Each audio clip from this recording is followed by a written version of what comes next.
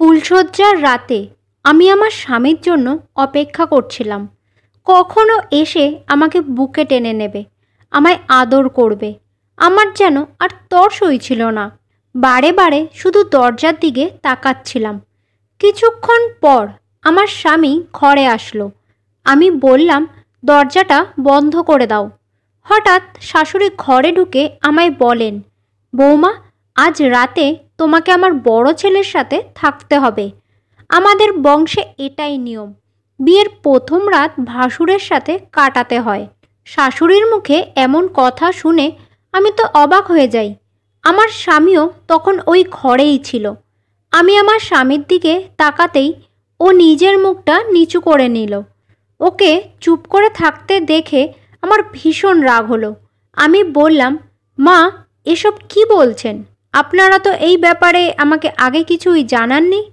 আমার শাশুড়ি বলল, আগে আবার কি বলবো? বিয়ে হবে কি হবে না সেটাই তো ঠিক ছিল না। তোমার বাবা মা তো রাজিই হচ্ছিল না। তাছাড়া আমাদের বাড়ির সব বউকেই এই নিয়ম মানতে হয়, তাই তোমাকেও মানতে হবে। আমার স্বামীকে চুপ করে দাঁড়িয়ে থাকতে দেখে আমি বুঝে গেলাম যে এবার আমাকে শাশুড়ির কথা মানতেই হবে। বাড়ির অন্য বউদের মতো আমাকেও প্রথম রাত ভাসুরের সাথে কাটাতে হবে। বিয়ের আগে আমার মা আমাকে অনেক বুঝিয়েছিল যাতে আমি রাজীবকে বিয়ে না করি। মা বলেছিল, রাজীবের মা মহিলাটা একেবারেই ভালো না। বাড়িতে ওর মায়ের কথাই সব। ওদের বাড়িতে এখনও পুরনো দিনের নিয়মকানুন মানা হয়। ওর মায়ের অত্যাচারেই প্রথম বউটা বাড়ি ছেড়ে চলে গেছিল। তুই লেখাপড়া জানা মেয়ে, ওই বাড়িতে গিয়ে তুই থাকতে পারবি না। কিন্তু আমি আমার মায়ের একটাও কথা শুনিনি, কারণ রাজীবকে আমি ভীষণ ভালোবাসতাম আর ও আমাকে খুব ভালোবাসে। 3 বছরের সম্পর্ক আমাদের। তাই আমি এটাই ভেবেছিলাম, যার সাথে আমি সংসার করব সেই মানুষটা তো আমাকে ভালোবাসে। তাহলে যে যাই বলুক না কেন, তাতে আমার কি আসে যায়? আর তাছাড়া এটাও হতে পারে যে মা আমাকে এই সব কিছুই বানিয়ে বানিয়ে বলছে, যাতে আমি রাজীবকে বিয়ে না করে মায়ের ছোটবেলার বান্ধবীর ছেলেকে বিয়ে করি। কিন্তু আজ আমি এই বাড়িতে বউ হয়ে এসে বুঝতে পারছি আমি কতটা ভুল করেছি। কারণ বিয়ের আগে যাকে অন্ধের মতন বিশ্বাস করেছিলাম, সে আজ নিজের মায়ের কথার কোনো প্রতিবাদই করল না। চুপচাপ মাথা নিচু করে দাঁড়িয়ে থাকলো। আমি বুঝতে পারছিলাম না এটা আবার কেমন নিয়ম, বিয়ের প্রথম রাত ভাসুরের সাথে কাটাতে হবে। আমি আমার স্বামীর সাথে আর একটাও কথা বললাম না। কিন্তু সত্যি কথা বলতে আমার খুব ভয় করছিল। বুঝতে পারছিলাম না আমার স্বামী এখনকার যুগের ছেলে হয়েও কেন এইসব নিয়মের কোনো প্রতিবাদ করছে না। জানি প্রত্যেকটা মেয়েকেই শ্বশুরবাড়িতে এসে অনেক নিয়মই মেনে চলতে হয়, কিন্তু এই বাড়ির মতন নিয়ম আমি আগে কখনো দেখিনি। আমার সাথে এইসব কি হচ্ছে? আমি কেমন শ্বশুরবাড়িতে এসে পড়লাম? এই সব কিছু ভেবেই আমার কেমন যেন গায়ে কাঁটা দিয়ে উঠছিল। ভাবলাম একবার বাবা মাকে সব কিছু বলি, কিন্তু না, এই ব্যাপারে আমি আমার বাবা মাকেও কিছু বলতে পারবো না। কারণ আমার বাবা মা রাজীবের সাথে আমার বিয়েটা দিতে চাননি। আমিই জোর করে ওদেরকে রাজি করিয়েছিলাম। আমার মা তো স্বপ্না মাসির একমাত্র ছেলের সাথে আমার বিয়ে দিতে চেয়েছিল। স্বপ্না মাসি আমার মায়ের ছোটবেলার বন্ধু। উনি আমাকে ছোটবেলা থেকেই খুব ভালোবাসেন। ওনার একমাত্র ছেলে সরকারি স্কুলের মাস্টার, আর সেই জায়গায় দাঁড়িয়ে রাজীব তেমন কোনো কাজই করে না। আমার ভাসুরের বড় কাপড়ের দোকান আছে, সেখান থেকেই কিছু টাকা রাজীবকে দেয় হাত খরচ চালানোর জন্য। আর তাছাড়া এই বাড়িতে রাজীবের মা আর দাদার কথাই সব। সেজন্য আমার বাবা মা এই বাড়িতে বিয়ে দিতে রাজি ছিলেন না। রাত তখন 11টা। আমার শাশুড়ি আমার বরকে নিয়ে ঘরের বাইরে বেরিয়ে গেল।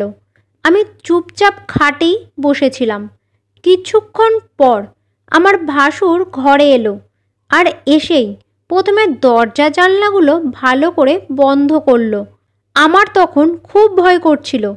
আমার ভাসুর এসে খাটে বসলো।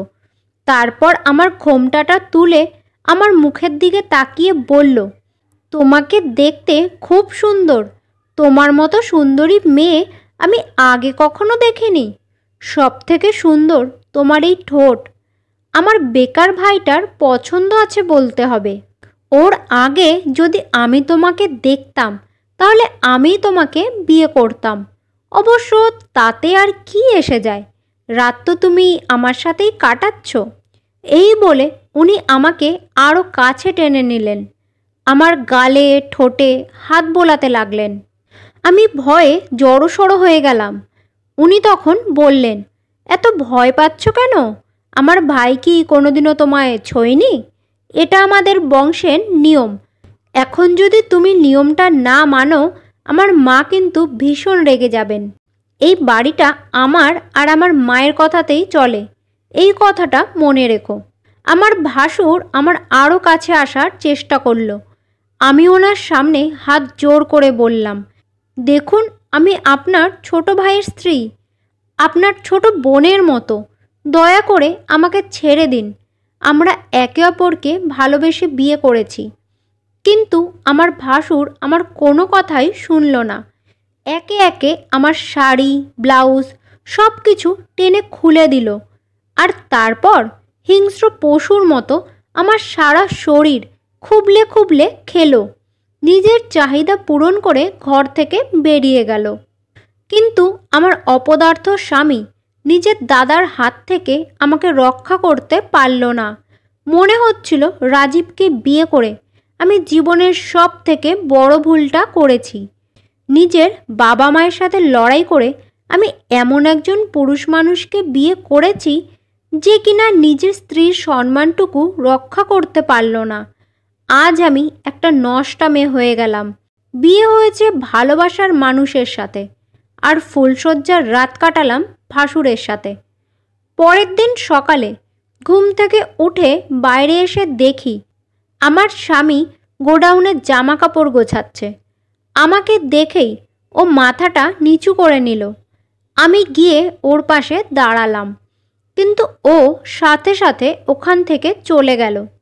আমিও যখন ওর পেছন পেছন যেতে লাগলাম, তখনই পেছন থেকে শাশুড়ি আমাকে ডাক দিলেন আর বললেন, বৌমা, এদিকে এসো, রান্নাঘরে অনেক কাজ পড়ে আছে। এই বাড়িতে যখন এসে পড়েছ, সংসারের সব কাজকর্ম বুঝে নাও। সারাক্ষণ বরের পেছন পেছন ঘুরে বেড়ালে চলবে না। তোমার ভাসুর দুপুর 2টোয় খেতে আসে, তার আগে সব রান্না যেন হয়ে যায়। বিয়ে হয়ে এই বাড়িতে এসেছি সবে 2 দিন হলো, আর এরই মধ্যে শাশুড়ির ব্যবহার দেখে আমার তো মায়ের কথা মনে পড়ে গেল। কারণ আমার মা আমাকে অনেক বুঝিয়েছিল আমি যেন রাজীবকে বিয়ে না করি। আমার মা ঠিকই বলেছিল। সত্যি, এই পরিবারে আমি কখনো সুখে থাকতে পারবো না। আমি রান্নাঘরের সব কাজ সেরে যখন ঘরে গেলাম, দেখি আমার স্বামী খাটে চোখ বন্ধ করে শুয়ে আছে।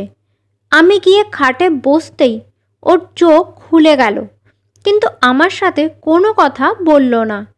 আমার দিকে পিছন ফিরে শুয়ে পড়ল। জানি ও জেগে আছে, তাই আমি ওকে একটাই প্রশ্ন করলাম, ভালোবেসে বিয়ে করে তুমি আমাকে এই বাড়িতে এনেছো, আমি তোমার বউ, কিন্তু তুমি যদি আমাকে সেই সম্মানটুকুও না দিতে পারো, তাহলে কেন বিয়ে করেছিলে? আমাকে যদি আগলে রাখতেই না পারলে, তাহলে কেন বিয়ে করেছিলে তুমি? কেন তুমি আমাকে এই সব নিয়ম বিয়ের আগে বলনি? আমার স্বামী তখন পিছন ফিরেই জবাব দিল, এতদিন যা কিছু হয়েছে সেটা আমাদের ভাগ্যে লেখা ছিল, আর কাল যা কিছু হয়েছে মনে করো সেটাও আমাদের ভাগ্যে লেখা ছিল। তাই কাল রাতের কথাটা ভুলে যাওয়ার চেষ্টা করো। রাজীবের কথা শুনে আমি তো যেন আকাশ থেকে বললাম। কত সহজে ওই কথাটা বলে দিল। আমি বললাম, রাজীব, তুমি এসব কি বলছো? তুমি যদি চাইতে নিজের মাকে মানা করতে পারতে, কিন্তু তুমি কিছুই বললে না। পাথরের মতো দাঁড়িয়ে সব কিছু মেনে নিলে। কি করে তুমি তোমার দাদার সাথে আমার শোয়ার ব্যাপারটা মেনে নিলে? তারপর যখন রাজীব আমাকে আসল সত্যিটা বলল, আমার তো শুনেই গায়ের লোম খাড়া হয়ে গেল। রাজীব বলল, তাহলে শোনো, কেন আমি কাল রাতে মা আর দাদার বিরুদ্ধে কোনো কথা বলিনি। আর তার কারণটা হলে তোমাকে সারা জীবন নিজের কাছে রাখবো বলে। আমি তো ওর কথা শুনে অবাক। এটা ও কি বলছে? আমাকে পাওয়ার জন্য এর মানেটা কি? আমি রাজীবকে বললাম, যখন আমাদের দুজনের বিয়ে হয়েই গেছিল, তাহলে আমাকে পাওয়ার জন্য তোমাকে সব কিছু মেনে নিতে হয়েছে। এর মানেটা কি? তাছাড়া বিয়ে হওয়ার পরে আমাকে তোমার দাদার সাথে রাত কাটাতে হয়েছে। বিয়ের আগে তো নয়, বিয়ের পরে তো আমি তোমারই। তুমি যখন আমাকে পেয়েই গেছো, তাহলে কেন আমাকে ফুলশয্যার রাতে তোমার সাথে থাকতে দেওয়া হলো না? তুমি কি বলতে চাইছো আমি কিছুই বুঝতে পারছি না। রাজীব তখন বলল, তুমি এটা তো জানো আমাদের বড় কাপড়ের দোকান আছে, আর সেই দোকানের মালিক আমার দাদা। কিন্তু তুমি এটা জানো না আমার দাদা অপরাধ জগতের সাথেও যুক্ত আছে। ড্রাগ সাপ্লাইয়ের কাজ করে আমার দাদা। তোমার বাবা কিছুদিন আগে যে ক্রিমিনালটাকে অ্যারেস্ট করেছিল, সে আমার দাদার হয়েই কাজ করে। আমার দাদার এতে অনেক ক্ষতি হয়ে গেছে। তখন থেকেই তোমার বাবার উপর আমার দাদার রাগ। যখনই ও জানতে পারলো তুমি আমাদের বাড়িতে বউ হয়ে আসছো, তখনই ও প্রতিশোধ নেওয়ার জন্য ভেবে নিয়েছিল। একদিন রাতে আমি যখন দাদার ঘরের পাশ দিয়ে যাচ্ছিলাম, ও যেন কাকে ফোনে বলছিল, যে করেই হোক ওই পুলিশের মেয়েকে আমাদের মারতেই হবে, তাহলেই ও জব্দ হবে। আমি তখন সঙ্গে সঙ্গে ওর ঘরে ঢুকে যাই আর দাদাকে জিজ্ঞেস করি, দাদা, তুই রিয়াকে কেন মারতে চাস? ও তোর কি ক্ষতি করেছে? তুই খুব ভালো করে জানিস আমি ওকে ভালোবাসি আর বিয়েও করতে চাই। তাহলে তুই এমনটা কেন করছিস? আমাদের কথা শুনে মাও ওই ঘরে চলে আসে। তখন আমি মাকে সব কিছু জানাই, কিন্তু মা দাদাকে কিছুই বললেন না। আসলে আমি ভুলে গেছিলাম যে এরা দুজনেই আমার সৎ মা আর দাদা। আমার মা আমার বাবার দ্বিতীয় পক্ষের স্ত্রী ছিলেন। আমার বাবা আমার মাকে আগের বউ বাচ্চার কথা না জানিয়েই বিয়ে করেছিলেন। একদিন হঠাৎ আমার মা খুব অসুস্থ হয়ে পড়লে হসপিটালে নিয়ে যেতে যেতেই আমার মা মারা যান। তখন আমার বয়স মাত্র 6। বাবা আমাকে এই বাড়িতে নিয়ে আসেন। বাবা আমাকে খুব ভালোবাসতেন, কিন্তু আমার সৎ মার চোখের কাঁটা ছিলাম আমি। আর সেটাই তো স্বাভাবিক। কোন মহিলা তার সতীনের বাচ্চাকে ভালোবাসে বলো? তারপর যখন আমি ক্লাস 4-এ পড়ি, বাবা এক পথ দুর্ঘটনায় মারা যান। তখন থেকেই আমার দুঃখের জীবন শুরু হলো। সৎ মা আমার লেখাপড়া ছাড়িয়ে দিলেন। দাদাকে সব কিছু কিনে দিলেও আমাকে কিছুই দিতেন না। মা আমাকে ছোটবেলায় খুব মারতেন জানো। যেখানেই আমি কাজের জন্য যেতাম, আমার দাদা প্রভাব খাটিয়ে সেখান থেকে আমাকে ছাঁটাই করে দিতেন। আর তার পেছনে একটাই কারণ, যদি আমি কাজ করে স্বাবলম্বী হয়ে যাই, তাহলে ওরা আর আমাকে নিজেদের হাতের পুতুল করে রাখতে পারবে না। বাবা মা মারা যাওয়ার পর একমাত্র তুমি যে আমাকে এত ভালোবাসা দিয়েছে, তোমাকে হারানোর কথা আমি স্বপ্নেও ভাবতে পারি না।